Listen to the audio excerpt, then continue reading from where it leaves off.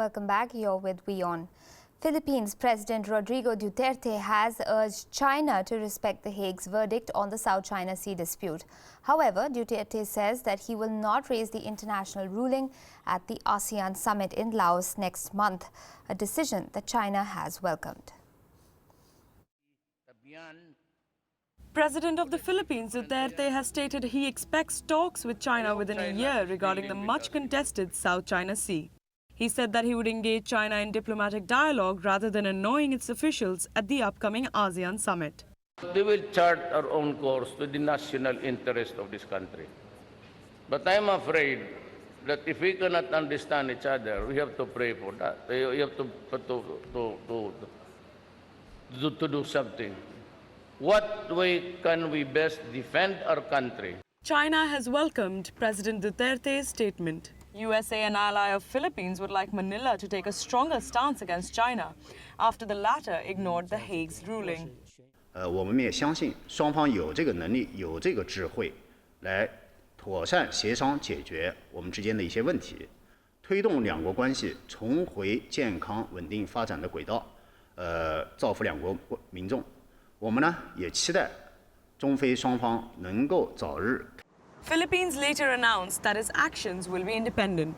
China claims historical title over almost the entire South China Sea.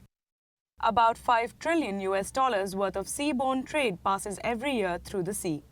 Brunei, Malaysia, the Philippines, Taiwan and Vietnam also claim parts of the sea. Bureau Report, WION.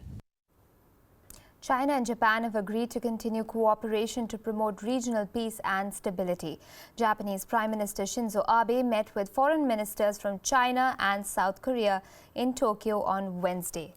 Abe said that the total economic output of China, Japan and South Korea accounts for about 1/5 of the world's economy.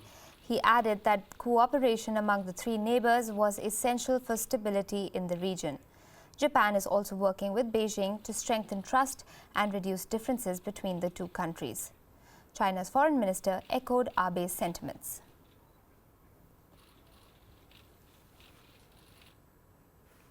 The U.S. State Department didn't mince its words while criticizing the North's latest ballistic missile test launch.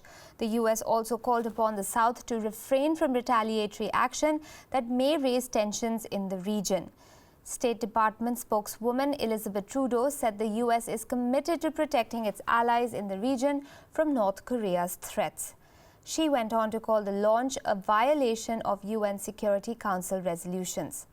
North Korean leader Kim Jong-un declared the launch a great success. The missile was fired from near the city of Sinpo. Japan says that the missile reached its air defense identification zone. The United States strongly condemns North Korea's latest submarine-launched ballistic missile launch. We call on the DPRK to refrain from actions and rhetoric that further raise tensions in the region and focus instead on taking concrete steps towards fulfilling its commitments and international obligations. The U.S. commitment to the defense of our allies, including the Republic of Korea and Japan, in the face of these threats remains ironclad. In a historic move, Colombia's government and Marxist FARC rebels have released a statement saying they've reached a final peace agreement. The statement marks the latest step towards closing a half-century-old civil war. This deal aims to end 50 years of conflict that has seen more than 220,000 people die and the displacement of millions.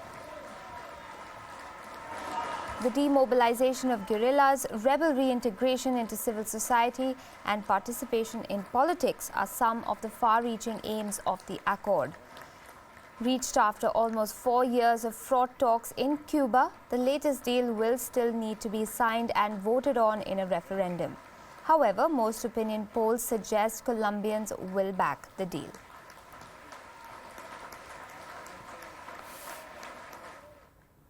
Droughts brought on by the El Niño effect have led to an outbreak of forest fires in Bolivia.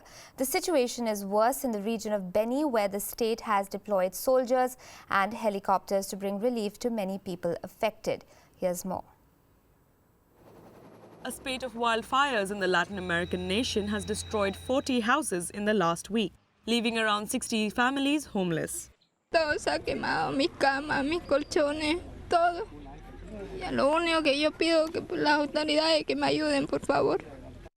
The government has promised to rebuild 50 houses with funds from the social housing program. Authorities say that 3 helicopters and 500 soldiers worked to curb the fire. El hermano presidente nos ha pedido que veamos qué se necesita y nos adelantó, nos autorizó que les digamos, porque ya él sabía que hay casas que se han consumido por el fuego, que él se compromete. The firefighters took 3 hours to put out the fire. Local media reports that this is the largest forest fire, destroying 5,000 hectares in the history of Bolivia. Bureau Report, WION. We're going to take a quick break right now. News on Robbie Keane's retirement and more sports news on the other side. Stay with us.